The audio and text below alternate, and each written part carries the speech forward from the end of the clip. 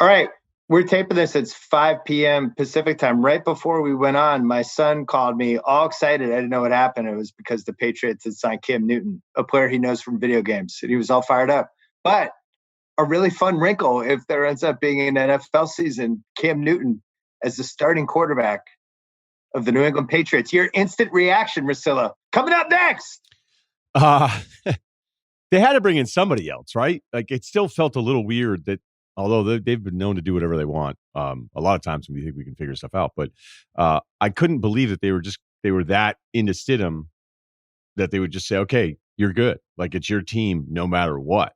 And I think this changes, even though I think Cam is somebody who that MVP year is a little fluky for him for who he was the rest of his career, but it's not like he's washed up. So I think he has just as good a chance to start as Stidham does. I thought he was hurt the last 2 years, and he's young enough that if he's fixed and he's healthy, I like the gamble because he's got a lot of football left, and it's not like a situation where it was a Michael Vick type thing where the legs were so much of what he did. I know he isn't the most accurate guy, and I know he's a physical quarterback. I just think he's exciting. There's no way that the ceiling for Cam Newton at the age he's at is not higher than Stidham in his first season. Like, nobody can tell me that he has a lower ceiling than Stidham. No. And I think that's entirely the point. And I don't know, like, what do you even think of how many teams or how many games this team is going to win? Well, so, all right, before I answer that, I kind of gave up on this happening because it was clear he had nowhere to go. And I just think we had a weird situation with the league where everybody was kind of happy with their quarterback. And it seemed like the Chargers would be the team that made sense for him. But the Chargers were pretty adamant. They're like, nah, we're pretty happy with Tyrod Taylor.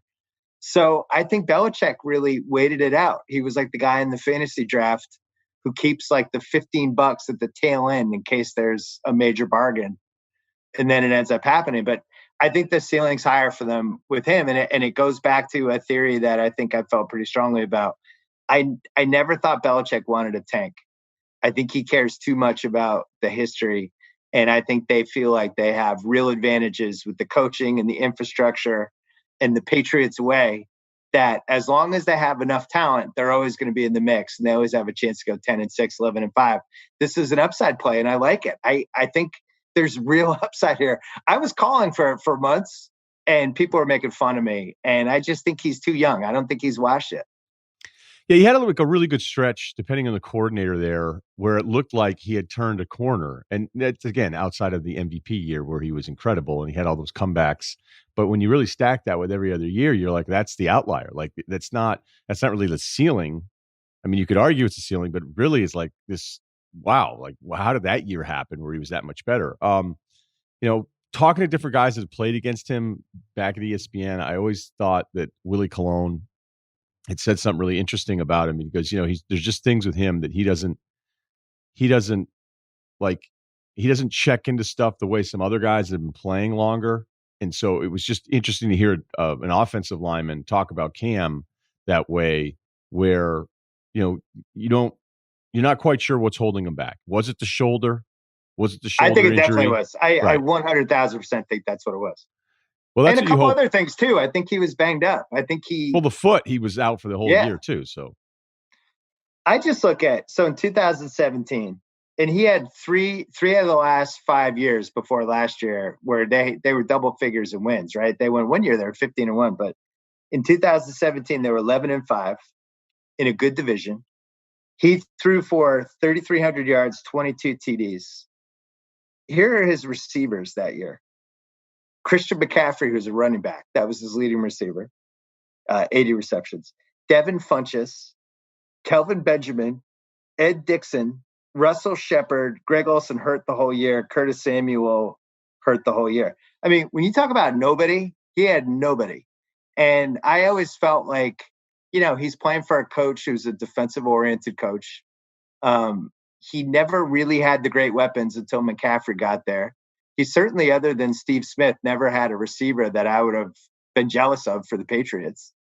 And I don't know. I think that the Patriots situation, because of the supporting cast they had, because it didn't click with Brady, there's still a lot of talent on the Patriots. For whatever reason, it didn't click last year, but it's multiple first-round picks. They traded a second-round pick for Sanu. They beefed up in the draft this year. I don't think it's like a talent-barren place, and it's a great coaching staff. So I think it's a good situation. I can imagine Bill was like, hey, Cam, you're used to not having anybody to throw to, so you'll fit right in. Because that's what we like to do to our quarterbacks too. We had Tom here, and we were like, yeah, we're just not going to sign anyone, so you'll fit right in. Cam, just really excited to play with you, to coach you, and I think you're going to do great here. Here's the thing with the Pats, just in general. I mean, if this season happens, which it seems increasingly ludicrous that everybody thinks that we might have an NFL season. Meanwhile, we're pessimistic Bill back. Well, we're back to where we were in mid-March with shutdowns and things closing and all that stuff. Whatever. This Patriots team, if you were like, how would you define this 2020 team? It would be all about that Brady's not here anymore, right? And it's like, what are they going to do without Brady? But then if you're like, all right, who's actually on the team? Who am I excited to watch for 3 hours? Really, all they had was like, hey, this Stidham thing will be interesting, I guess. The Belichick without Brady, he'll have something to prove. But now there is like the kind of star of the TV show, basically, where it's like, all right, now we have the guy for the poster at least. And if he can turn his career around and it becomes a thing, Belichick loves this. He loves the value. The Darrelle Revis getting him for 1 year was like the ultimate Belichick move. He loved that. I get this awesome guy at a cheap price, and then he can leave after. And if they resuscitate Cam for a year while giving Stidham some looks, then that's probably what they want to do.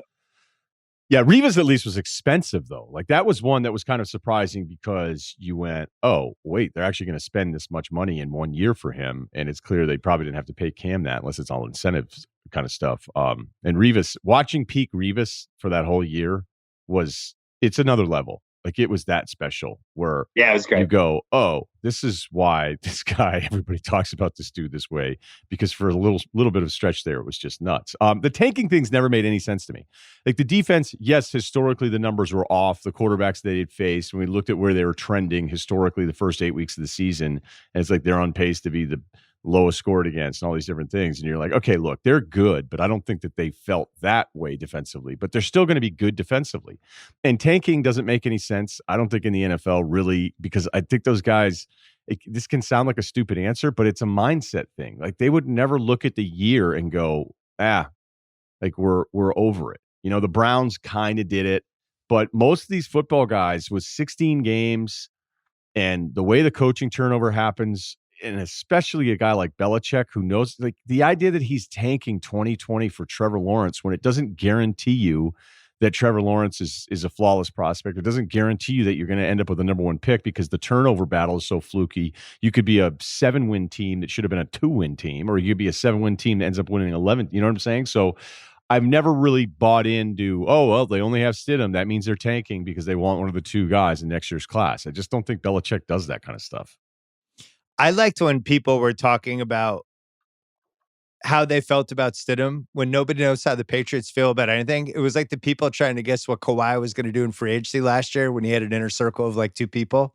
It's like, I'm hearing Kawhi, blah, blah, blah. And it's like, you're not hearing anything. Kawhi's not talking to anybody. Belichick's not talking to anybody. I think this made a lot of sense. I think Belichick cares about his place in history.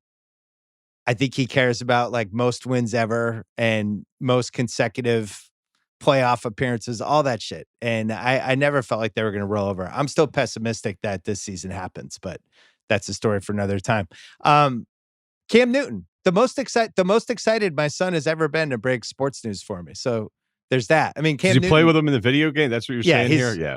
He's a god in Madden KO. There's like a Cam Newton, kind of like a vintage Cam Newton, where it's just like people try to tackle him, they bounce off. I do like that he is one of those guys, and I'm higher on him than you are. He's one of those guys that goes into the opposing stadium and has that kind of swagger that you want from your best guy. Whether he can back it up all the time, he really does think like he's the best guy.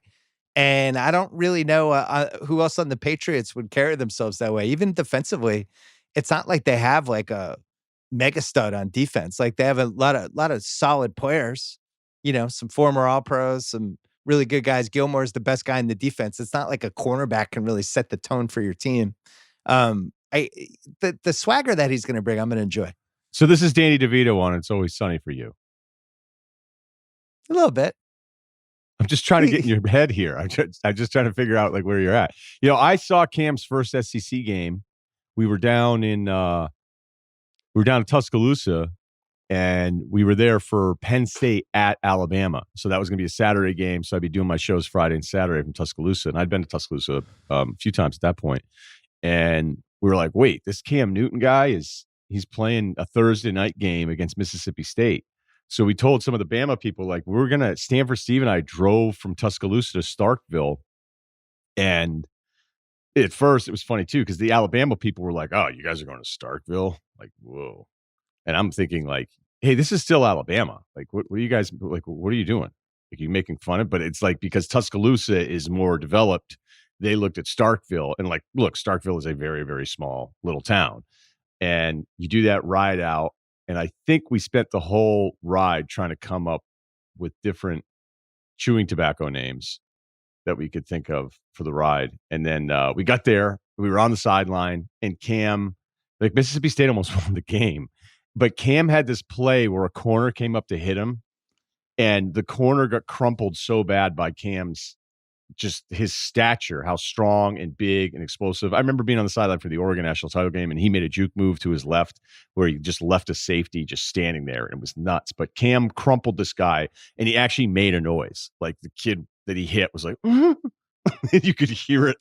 And then I remember interviewing him fairly soon after that. We were talking about that stuff, and he just, you know, he's definitely he's not shy about how imposing he is.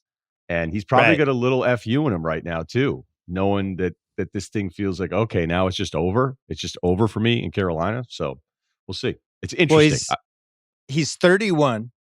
Yeah, I know. He's younger than you think. He's like Thaddeus Young. Our guy. It's funny that that Super Bowl hangs on him the way it does. When people think of him and they think, "Oh, you can't win with Cam. He got killed in that Super Bowl." It's like a default memory that people have because he sucked in that one game. He didn't jump on the ball, and that was bad. Remember that? He didn't jump on the ball, and then people were like, I can't believe he didn't jump on the ball. And I just remember specific football writers going at each other. And it was like, oh, you don't think this guy wouldn't go for the football? And then he admitted after he didn't go for it. Right. But that Denver team, that was, an awesome defense. I think Carolina had overachieved a little bit, even making the Super Bowl. And I think that's unfair to hang it on him. I always enjoyed him. He's one of those guys, you kind of hated gambling on him and against him because you gamble on him and he would have that game where it's like, what the fuck is wrong with Cam? And then you gamble against him and it's like, oh my God, I'm laying 9 points in a tease and Cam's on his way for like 4 touchdowns and he's just dismantling this team. So I don't know. He's exciting. Certainly more excited than anyone the Patriots said. We have to bring in Kyle for a second. Kyle. Yo. How you feeling? I feel great, dude. Oh man, he's just so cool. It's just the Patriots are cooler than they were yesterday, and it's not Stidham. You never heard me talk any shit about how good Stidham was going to be, anything. And I like to talk, but no, I didn't feel great about it. Kyle, is this the highlight of your quarantine? Yeah, easily. I mean, what else is there? You know what one of the lowlights is? The fact that I wasn't recording from my end for the first 7 minutes because I was so excited for Cam. I forgot to press record. Yeah, so you have to use the Zoom audio for the beginning of this. All right, congrats, Kyle. So, all right, we are going to go back in a time machine to 2010, the summer of 2010. We're going to do 3 things. We're going to talk about the decision because ESPN ran a thing, backstory, Don Van Natta, that little documentary series he does about the decision 10 years later. We're going to talk about a really crazy free agency summer, and then we're going to do a 2010 redraft. And I'll start us off with this. I think there's a very distinct before and after with the NBA a bunch of different times over the course of the last 75 plus years, right? Russell comes into the league. There's a before and there's an after Russell. So the ABA-NBA merger mid-70s, 76. That's another before after. Michael, when he finally gets over the hump and wins the title, league feels differently. You have these moments along the way, right?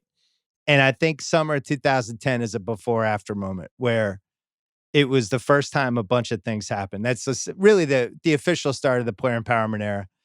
It's really the official start of it would be really smart if we saved our cap space 2 years from now for this summer. Only everyone's doing it, and there weren't enough good players to go around. It's the start of information being passed along that is like kind of reporting, but not totally. And I think Twitter ties into that too, where it's like, I'm hearing this might happen. And that just becomes a story and goes to the news cycle versus actually having to report it. And then, I think the backlash that he got was really unique. And I don't think we're going to see that again because I think people are much more player friendly than they used to be. So let's start in order. The actual decision, the decision to do this, to decide who your next team is in a special on ESPN. How did you feel about it in 2010? How do you feel about it now? I was amazed at how much people hated it. People hated this. And, it's only 10 years ago, so it shouldn't be that far gone. But I had friends that are like, I'm never watching the NBA again because they hated the Heat celebration part of it. I also think there's an anti-Miami fan base thing that played in a little bit, but it still was about the empowerment part because LeBron is a pioneer. I mean, he's somebody when he's all done playing, like you have to mention that whatever the player accolades are, that second paragraph is he decided to do it on his own terms. Because prior to that, Bill, whatever kind of information you thought you were getting, and you just weren't. Like LeBron has done, I think throughout his career, a really good job of kind of keeping things close to the vest. I've had better leans on some stuff. And then other times I've been like, I'm not sure now this time. But with this one, it was kind of all over the place. The Miami thing didn't really happen rumor-wise, I think, until like the day before or day of, because I was going back and reading articles. I love doing that too. Reading Chicago. He met with Chicago. They said it went great. Right.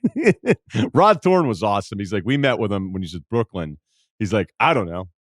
Rod's like, I have no idea like how he feels about any of this stuff. Like he didn't really say a lot. And we asked him if he wanted to ask us questions and he said no.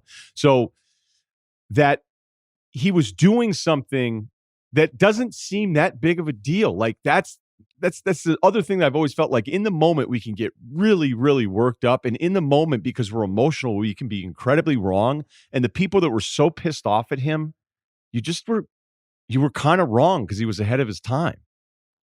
So I agree with all of that. Here's the one caveat, and I think it's really important. And I think it's gotten lost over the last 10 years because I've heard people make similar arguments to what you just made. Breaking up with Cleveland on a TV special was a cruel thing to do. It just was. And look, player empowerment, all that, I get it. It was just harsh. It was really harsh. It was probably our number one most tortured sports city. It is. And they had just gotten was really close in 08 with him. The Celtics beat him in a game 7. 09, he's the favorite MVP year. We're headed for Kobe versus LeBron in the finals. Orlando knocks him out. 2010, he's the favorite again. It's going to happen. Second MVP year. He's the best player in the league. There's no doubt. Falls apart in the Boston series. And then from that point on, a real fear that he was going to leave. And I think when you just look at the situation Cleveland was in as a city, 46 years at that point of just getting kicked in the balls, going through a recession. And I don't know. I mean, I have a whole story about how this came about that they told in the documentary. But so there's two versions of how this got to ESPN. The version I was involved with, it died. But it came from a mailbag. It was late November. It was Drew in Columbus. And he sent this whole thing about LeBron should do this. He should choose a team. I sent you the story about it. And in Dallas All-Star Weekend, me and John Skipper and Connor, we met with Maverick Carter, LeBron's guy. And we told him the whole idea and he liked it. He's like, yeah, let me think about it, blah, blah, blah. And then, ironically, in Boston, it was a Friday. I think that night, Cleveland beat Boston and go up 2-1 in the series. And I met with Worldwide West and Leon Rose, LeBron's agent, and we talked about a whole bunch of stuff. But we talked about this thing, and they were like, "Yeah, this seems really possible. Like I know what we're talking about. This might happen." Like, but at that point, here's the crucial thing: everyone thought he was going back to Cleveland. Whether they were all lying, whether the inner circle knew he was leaving, all that stuff. I always thought he was going back to Cleveland, which is why, yeah, of course we do this show. It'll be great. And then at the end, I'll be like, I'm staying in Cleveland. Oh, that was awesome. So dramatic. When the Boston series fell apart, that was it. I don't think I sent an email after that. And it just, at least from my end, died. And then it got revived in a different part of the ESPN company through WME, Keith Clinkscales, who was another guy running ESPN. And it was happening like over here. And I was like, what? Wait. They're still going to do this? Did they see how the Boston series ended? And I was pretty incredulous that after the way the Boston series ended, that they did it. That you're saying you were telling them that they shouldn't do the show. I wasn't saying anything. I just assumed it was dead. The way those last 3 Boston games ended, and it's been 10 years. I think there's been some distance, but the Rondo was awesome in game 4. Game 5, LeBron just melted down. It was really crazy to watch and really disappointing in a lot of ways for people who thought he was the future of the league. I remember writing a column about it after the Inside the NBA guys, Barkley being like really disappointed that LeBron didn't rise to the moment. And I think everybody collectively wondering, are we putting too much pressure on this guy? And then game 6 went the way it did. And I just thought at that point, well, there's no way they would ever actually do this as a TV show. The going back to Cleveland thing, though, and I probably should have said this in the first ramble here, but that's just what everybody did. They took the extra, even though the raises weren't the same. Like in the way back when you take the extra year and the raises really added up because it was like 12.5% more each year when you stayed with your current team, and they shaved that off.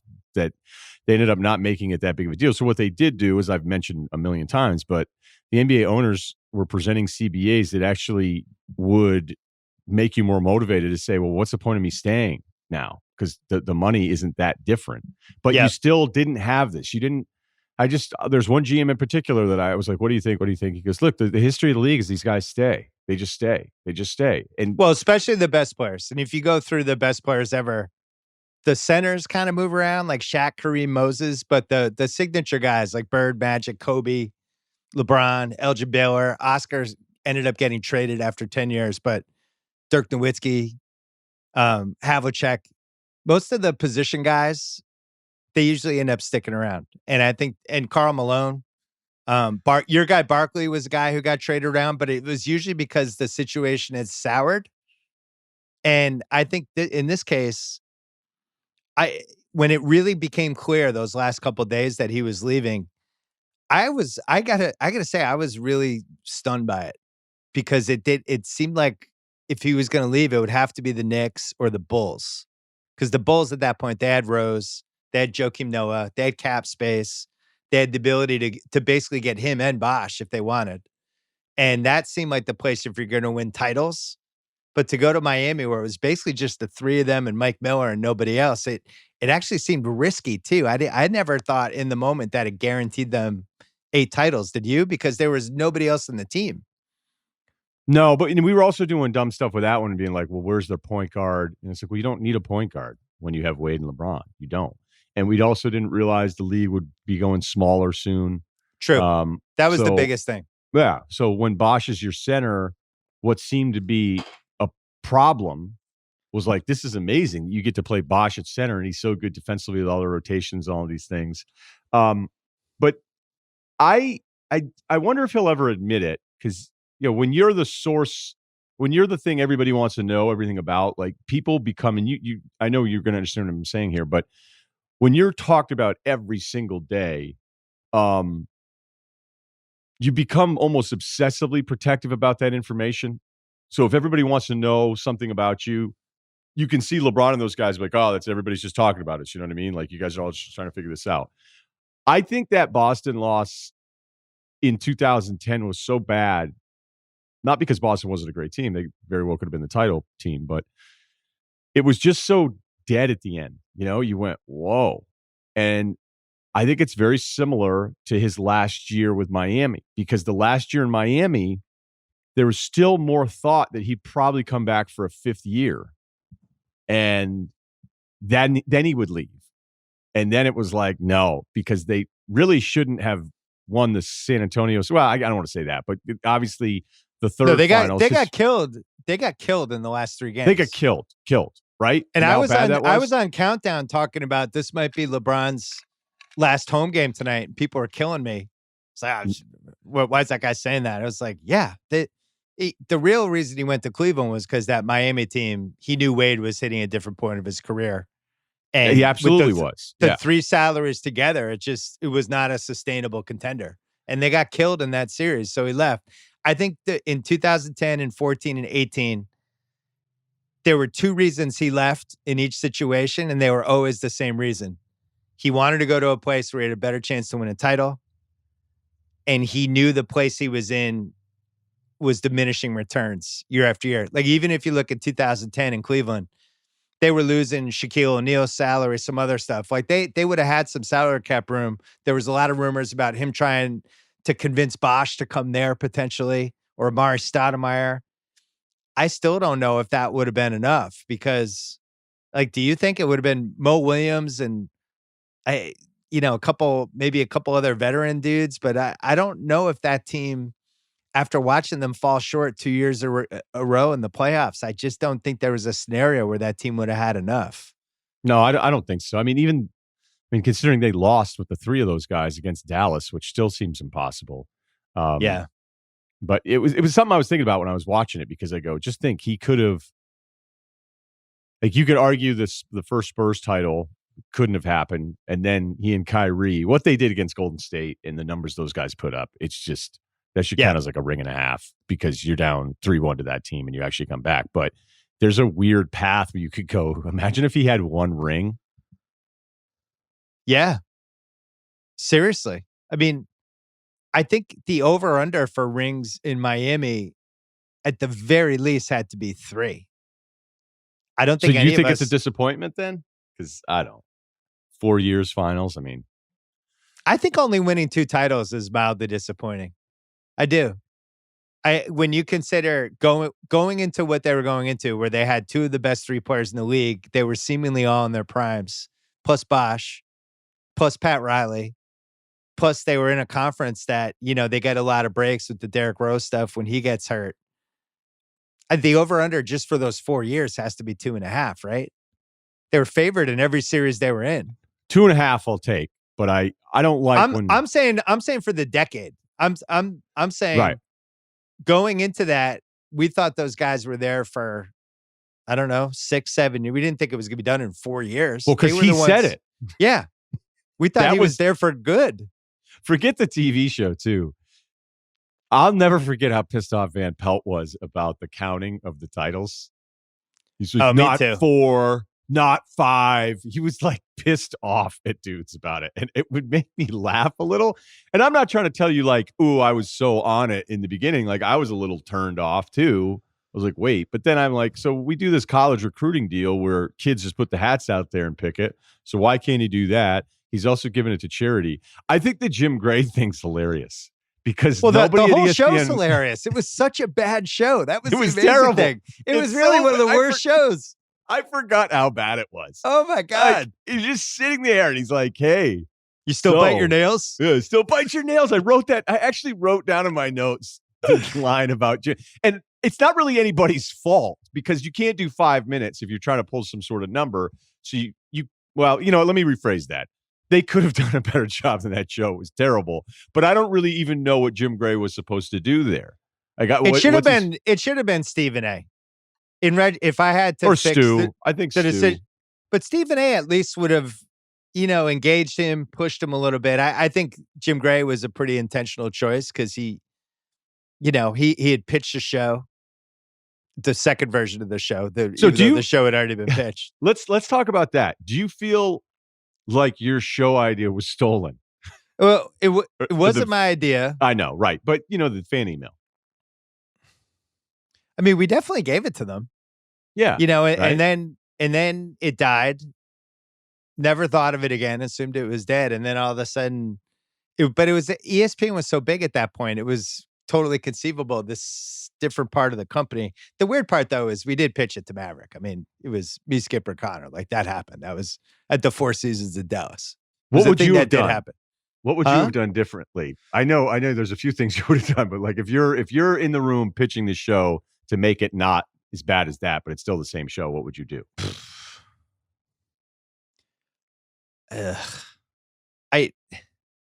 Well, what's crazy Star is Wipe? it got the biggest rating of any studio show in the history of ESPN. So maybe they did all the right things. I don't know. I probably would have had more people on stage than just him. I wouldn't have made it a one-on-one thing. And it's kind of unsalvageable. It should have been a half hour. The fact that it was an hour, and then as soon as he announces it, all hell breaks loose and nobody's even listening to the show anymore. I don't think any of it was salvageable. Plus Kanye West was there. Like it's almost like a Christopher Guest movie, the way it plays out. It's just all of it is completely inconceivable. And you learn in the backstory documentary that on the plane, they were so kind of shell-shocked by the backlash to it that people were starting to wonder, was there a chance he might change his mind?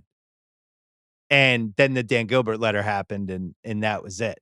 And the Dan Gilbert letter, I think, is one of the most fascinating things about this because it tapped into a lot of different stuff. It allowed people to take it in a whole bunch of different directions.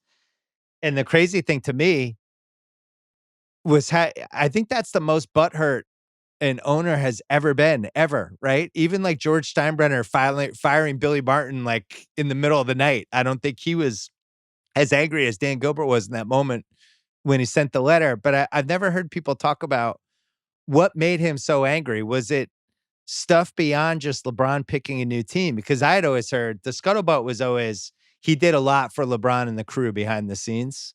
And, there was a lot of like, here, take my jet, stuff like that, and just felt completely betrayed. Now, I'm not excusing the letter. I don't think he should have done that. I thought it was really inappropriate. It was really dumb. But I think he was personally hurt beyond the whole this guy left. I think he felt like he had done a lot of nice things for those guys.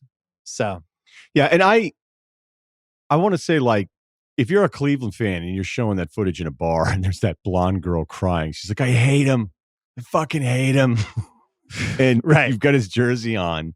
And most of the jersey burning stuff now is stupid. Like, you guys do it to get your video out there. It's like, all right, cool, we burned a jersey. And it's just, it's fucking stupid. But that's the part that I think you always have to remind yourself of, is even though it's like this inanimate object, right? Because it's like, you're this person that plays and you represent my city, but I actually don't have any connection with you other than my emotional connection to you. You don't even know I exist. And my happiness is tied to you without you even knowing me. The whole thing is very weird. And for then it to be over immediately, it's like, well, wait a minute, I didn't really ever know this person to begin with. So now I can just destroy them and say there are all these horrible things. I'm not really saying anything to anyone that's actually in my circle. It was all kind of just make believe, which I think is always kind of the fascinating gymnastics that you have to see. But I'm never being on the side of it. Right. Look, if I were in my 20s in Boston and, somebody were on the Celtics and they Clemens. left. Right. Clemens did it. I was the maddest I've ever been about anything in sports. Listen, this is how sports has changed the most over the last 10 years. The reaction to LeBron leaving would not happen in 2020 the same way. And even what happened to Durant in 2016, I think the connection to the players and the way fans kind of are on the side of the players more than ever, and their ability to move around and control their own destiny. That's the biggest thing that's changed in the last 10 years, other than the information and the 24/7 NBA cycle, stuff like that. You saw it with Kawhi when he left Toronto, and Toronto was like, hey, thanks, Kawhi. Thanks for the title, man. Good luck.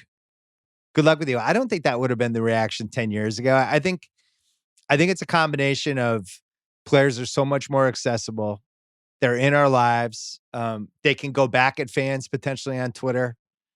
you have Instagram plus Twitter plus the fact that League Pass, all that stuff. The guys are just in our lives day in, day out. And there's a different connection than there was 2010. 2010, we still talked about players. You still booed them from the stands. You didn't think of them, for lack of a better phrase, as human beings. They were just these guys in this sport that you loved. You either loved them or you hated them.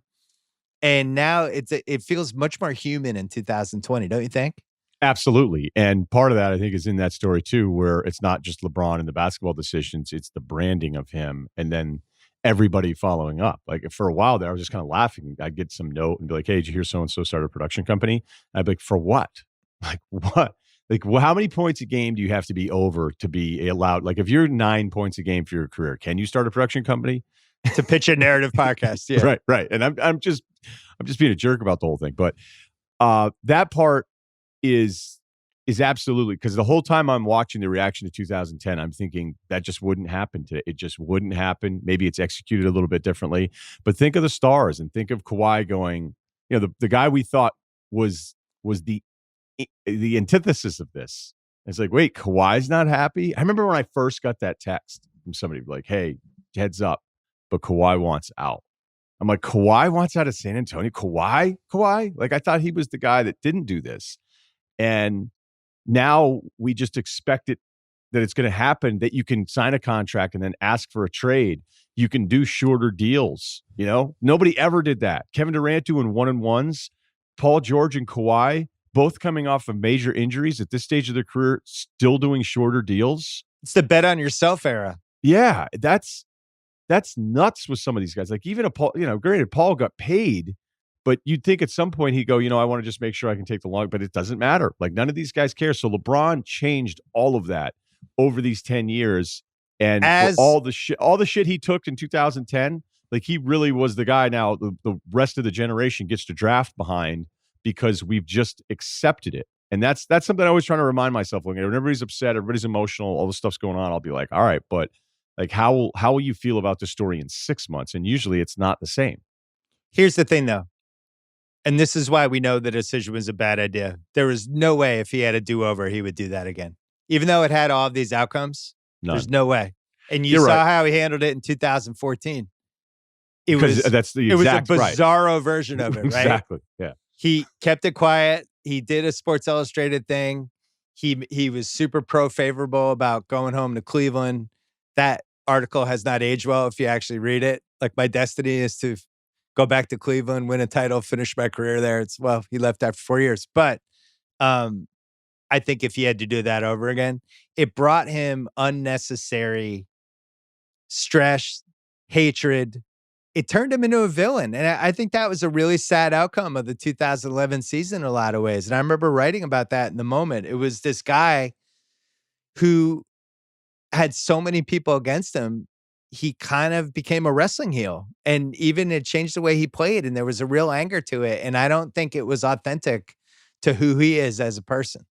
And I thought he hated it. I thought you could tell he actually hated it. And then Nike he definitely did. Nike I think did he was that trying one to embrace campaign. it just because he had no other option. Yeah. And I remember watching him on League Pass, and he would like be sneering at the crowd. I'm like, that's not you. You were like the happiest guy in the league. This isn't you. You're not a sneer at the crowd guy. And I think when it got to that Dallas series and the heat turned up, no pun intended, and it was like his brain broke. And those games are amazing to watch. NBA TV has shown a bunch of them. That series is amazing to watch. You're talking about, I think, probably the most gifted basketball player we've ever had. His brain freezes. He cannot figure out what to do. It's like watching somebody like in the MTV Challenge show when they're trying to solve the puzzle and they can't figure it out. And they're just kind of, their eyes are glazing over. Like, he literally didn't know what to do. And I don't know. I think it's too bad because athletically he's at his peak, and you lose this awesome year that he should have, easily been the best guy in the league.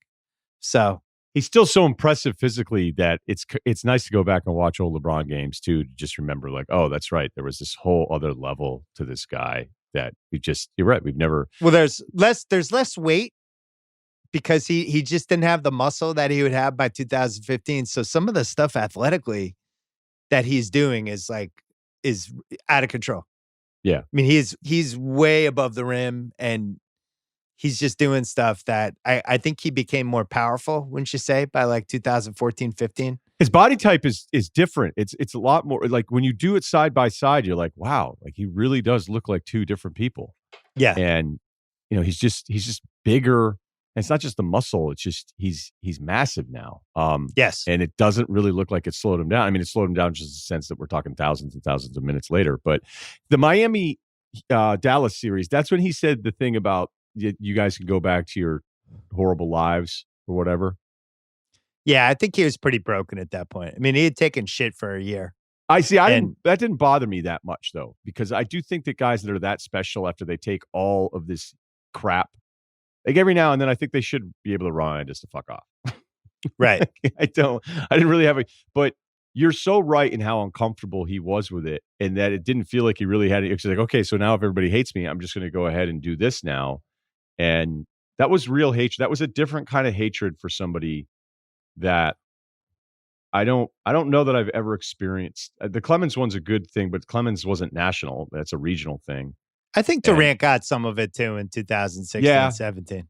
Yeah, because of who he went to. That'll be the last time that probably happens. Just quickly, the information era, this is ground zero for it. And you could feel it in the reporting. Even like Stephen A. the week before says he's hearing that those three guys are all going to Miami. Doesn't totally report it, but says he's hearing it's done. And it's this subtle shift of how reporting changed. And he turned out to be right. But he also didn't say, I am reporting this is happening. He said, I'm hearing this is going to happen. And it's a subtle shift. So he's protected in case something changes over the next 8 days. But he also had this incredible information. And when he reported that, we all had a heart attack. It's like, Miami? I thought he was going to the Knicks. And I think from everyone I've talked to in the know since then, it's clear that the Knicks were the first choice. And I'm sorry, Knicks fans, earmuffs, but it was basically the Knicks to lose. And they just couldn't stay out of their own way. And the stories are legendary. All of them are out at this point. But well, give me one. Give me your best one. Well, they had the legendary meeting. Donnie Walsh was in the wheelchair. And Dolan was Dolan. And it was just a complete, they didn't have anything prepared. And it just couldn't have gone worse by all accounts. It was a disaster. And I think at that point, combined with the decade the Knicks had just had, I think those guys were like, fuck it. And Wade, whether Wade the whole time wanted to end up in Miami, we'll never know. But Wade was the big winner in this whole thing. He engineered this perfectly. He got to stay where he was. He got to have these two awesome teammates, ends up winning 2 more titles. So, he played it perfectly. So did Riley. And he was in, was it the 10th? The decision day was the 10th, I think. And then if you go through and look at all of it, like July 1st, Wade was in Chicago. And you're like, here we go. And, the Brooklyn one didn't make a ton of sense. I just remember Chicago. Chicago was the one that guys who wanted to kind of sound like, hey, I'm here, and it could actually sneaky be Chicago. And then Wade has said since then it almost was. But then I never really know, like, what is almost was? Like that day, it was, hey, maybe we could go to Chicago. And then the next day, they're never in the mix again. So what qualifies as being an actual real destination? And then I remember just being in Miami after that, fairly soon after that, going, why did I think he wasn't going to come down here after he was up in Cleveland for a decade? Right. And there's a discreet way to be famous there that's pretty underrated in Miami. Like it's almost like being in another country. And I think that was probably appealing to those guys too. I remember I wrote a piece probably the day before trying to guess what happened, but I was pretty sure trying to guess what would happen. Pretty sure he was going to Miami at that point. But one other thing that started that year was this was the first summer of the players being their own content producers, right? So this was when Wade and Bosch had their documentary crews following them around. Wade requested the second meeting with the Bulls, which I wrote about in the piece that I wrote about how this was a reality trick, right? It's like, should I go to Chicago? And I had a joke in there about the producer saying, hey, let's film a shot of you walking along Lake Michigan looking like you're deep in thought. We're going to need it for the doc after you go back to Miami. And it was just, everything was so orchestrated. They're trying to film with teams and asking the teams to sign releases for the documentary. And half of them are like, fuck that. You're not recording our free agent pitch to you. But this was the dawn of players trying to actually produce content. Because at the same time, Steve Nash is making a 30 for 30 for us. I don't remember in the 2000s even athletes trying to make content. But then by the end of last decade, everyone was trying to make content. I forgot. I wanted to follow through. I can't believe ESPN couldn't say to Jim Gray, like, that's a non-starter. Like, we're going to give you the hour. It's going to be on ESPN. And Jim Gray doesn't work for us. And they really stared each other down, where I guess Skipper would be the one that blinks and goes, that's fine. You can have Jim Gray. You know, he still defends it.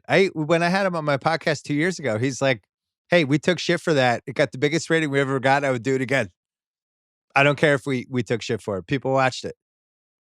So I can't believe that they would have said, well, if it's not Jim Gray, then we're not doing it. That's where I would have thought Skipper would go, hey, you guys, like, you're going to get everything you want. It's going to work out. We're going to get this big number. We're going to let you do it however you want to do it. Jim Gray doesn't work here. We can't do that. Well, you know, the other thing was Stern, and it's in the backstory a little bit, but Stern lost his mind. I mean, he was so mad about all this. This was everything he didn't want. You know, he was a control freak anyway with the players, but this was the beginning of the end for him with the league. Yeah, where Stern being that mad in this piece is weird. Like, it doesn't age well, because you just go, why are you so mad about this? And he was obviously, you probably know far better than most, because he was calling Skipper to complain all the time. Well, he was an agent commissioner at that point who was losing control of the league a little bit in a few different ways. And I think this kind of cemented it. But it's funny. This created the player empowerment era, but it didn't create player empowerment, because Wilt Chamberlain pushed his way out of two teams in the 60s. Kareem pushed his way out of Milwaukee in 75. Moses Malone pushed his way out of Houston, went to Philly in 82. Shaq left Orlando, went to the Lakers. You know, this was a thing that happened with famous superstars. They would switch teams. I think the difference this time around was that when you think about it, so throw away his first 3 Cleveland years, right? Like, he's just a young guy at that point.